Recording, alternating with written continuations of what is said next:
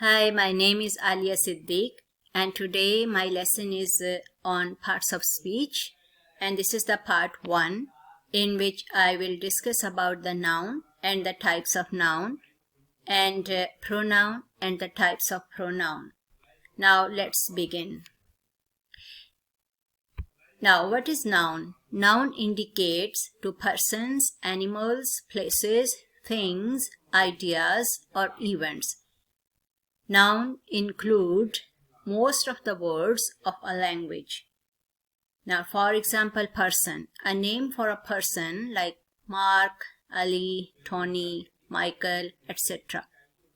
Animal. For example, a name for an animal, horse, cat, camel, etc. Then place. A name for a place like London, Australia, Canada, Lahore, etc.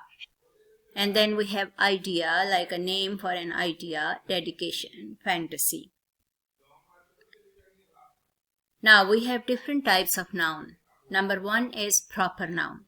A proper noun is a name which indicates only to be a single person, place, or thing, and there is no common noun for it.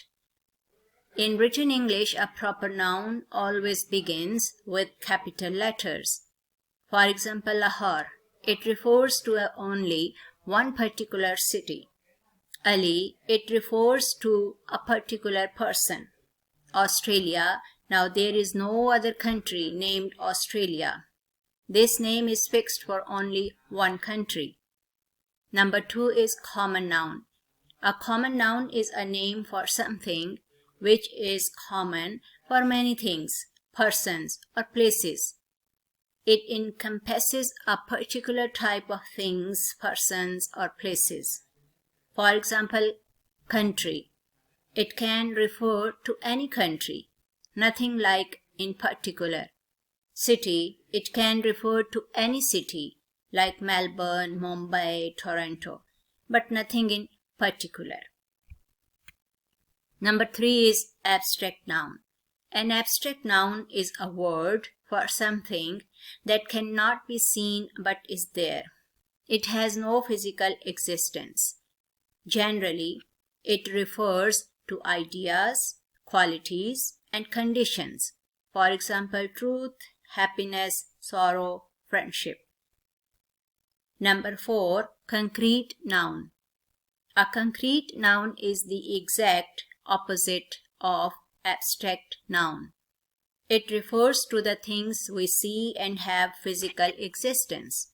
For example, chair, table, bat, water, money, etc. Number 5, countable noun. The nouns that can be counted are called countable nouns. Countable nouns can take an article like a, an, or the. For example, chair, table, bat, ball. You can say 1 table, 2 tables, 3 tables, so tables are countable. Next is uncountable noun. The nouns that cannot be counted are called uncountable nouns. For example, water, sugar, oil, salt. You cannot say 1 oil, 2 oil, 3 oil, because oil is not countable. Abstract nouns and proper nouns are always countable. But common nouns and concrete nouns can be both countable and uncountable.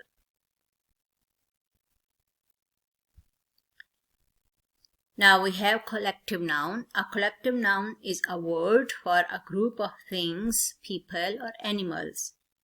For example, family, team, cattle, etc. Collective nouns can be both plural and singular. However, Americans prefer to use collective nouns as singular, but both of the uses are correct in the other parts of the world. Compound noun. Sometimes 2 or 3 nouns appear together, or even with other parts of speech, and create idiomatic compound nouns. Idiomatic means that those nouns behave as a unit, and to a lesser or greater degree amount to more than the sum of their parts. For example, six-pack, 5-year-old, and son-in-law. Now, what is pronoun? A pronoun is used in place of a specific noun mentioned earlier in a sentence so that you don't have to keep saying or writing that particular noun. For example, Ali is a good boy. He gets up early in the morning. Okay, now here you don't have to mention Ali again. The coach selected several key points. He wanted the team to memorize them. He replaces the coach with them, so it replaces several key points. Now, what are the types of pronoun? Number 1 is subject pronouns. Subject pronouns work as the subject of the verb in a sentence. A subject pronoun normally replaces the subject or object of a noun of the previous sentences. For example, Tony can't attend the party. He has gone to his grandparents. Now we are not going to repeat the name Tony again in the next sentence. We must say he, that is a subject pronoun.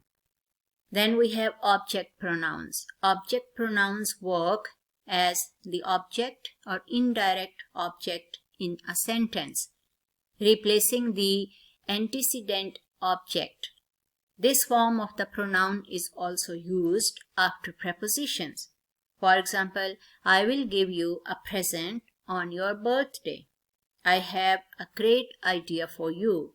So it is after the preposition. Next is possessive pronouns.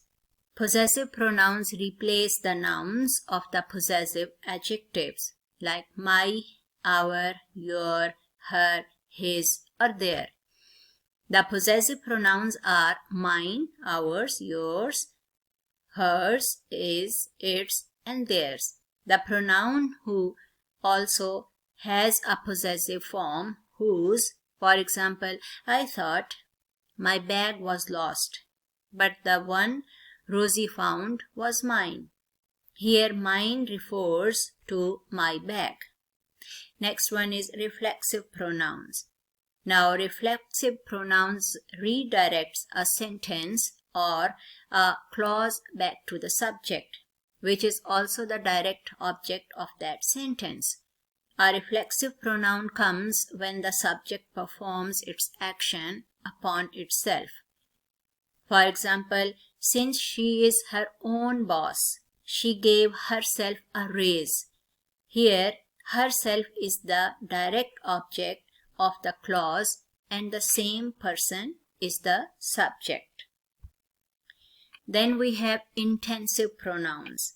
Intensive pronouns add emphasis or it adds importance but do not act as the object in the sentence. They can appear right after the subject. For example, I will do it myself. Now here, myself is not an object. Okay. Next one is relative pronouns. Relative pronouns introduce the relative clause. They are used to make clear what is being talked about in a sentence. They describe something more about the subject or the object. For example, this is the book that everyone is talking about. We don't know the person who donated this money. Okay. Next is demonstrative pronoun. Demonstrative pronouns are used to replace nouns in a sentence. Some of the same words that can be used as demonstrative pronouns, including this, that, these, those, and such. It can also be used as demonstrative adjectives. Sometimes neither, none, and such are also used as demonstrative pronouns. For example, that is a long way to go. So it means it is like a demonstrative pronoun. Next one is interrogative pronouns. Interrogative pronouns produce questions. They are what, which, who, whom, and whose. Now, who, whom, and whose refer to questions related to the person or animal. What refers to an idea or an object or an event, and which can indicate either a person or thing. For example, what's your name? Which is your favorite movie? Whom do you refer in this competition? Okay, now this one was the part 1 of parts of speech. In the next lesson, I will discuss about part 2 of parts of speech. Okay, now thank you so much. Thank you for listening.